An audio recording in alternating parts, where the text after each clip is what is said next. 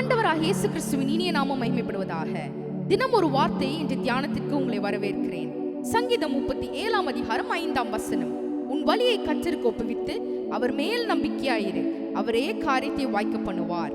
ஆம் பிரியமானவர்களே, பொதுவாக நம்முடைய வாழ்க்கையில் நம்முடைய வழியை நாமே ஏற்படுத்தவும் சரிப்படுத்தவும் அதில் நடக்கவும் பிரயாசப்படும் பொழுது அநேக வேலைகளில் நாம் தடுமாறுகிறோம். அதை எவ்விதம் செய்வது என்பதை குறித்து குழம்புகிறோம். பல விதங்களில் நம்முடைய காரியங்களானது நம்முடைய எதிர்பார்ப்புக்கும் எண்ணத்துக்கும் ஏற்றதாக இருப்பதில்லை. ஆனால் இந்த இடத்தில் ஆண்டவர் சொல்லுகிறார், உன் வழியை கர்த்தருக்கு ஒப்புவித்து என்று சொல்லி அவருடைய கரத்தில் எதையுமே ஒப்புவிக்க பழக வேண்டும். அவரிடத்தில் நாம் நம்முடைய காரியங்களை கொடுத்து அவர் நமக்காக செயல்படும்படியாக அனுமதிக்க வேண்டும்.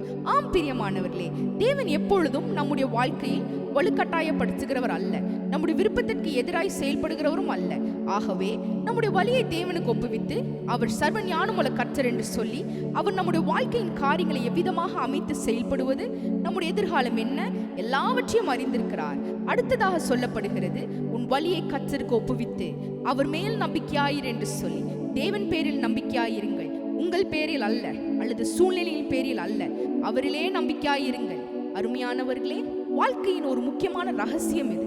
நம்முடைய வாழ்க்கையை எல்லாவற்றையும் தேவனுடைய கரங்களில் ஒப்புவித்து அவர் நமக்காக செயல்படும்படியாக செயல்பாட்டுக்காக நாம் நம்பிக்கையாயிருப்பது மிக முக்கியம். அப்பொழுது அவரே காரியத்தை வாய்க்க பண்ணுவார் என்று சொல்லப்படுகிறது. ஆம் பிரியமானவர்களே, அவ்விதமான காரியம் ஒருவேளை வாய்க்குமா வாய்க்காதே போகுமா என்பதான சந்தேகம் அல்லது நாம் எண்ண வேண்டிய அவசியம் இல்லை. அவர் காரியத்தை வாய்க்க பண்ணுவார் என்று சொல்லப்படுகிறது. அவர் செய்து முடிப்பார். அநேக வேளைகளில் நாம் பதட்டம் அடைகிறோம், அவசரப்படுகிறோம், குழம்பி விடுகிறோம். மாறாக நாம் பொறுமையாக அவருடைய கருத்தில் ஒப்புவித்து காத்திருக்கும் பொழுது அழகாக அவர் நமக்காக செய்வார். இன்றைய நாள் உங்களுக்கு ஆசீர்வாதமான நாளாக இருப்பதாக. ஆமென்.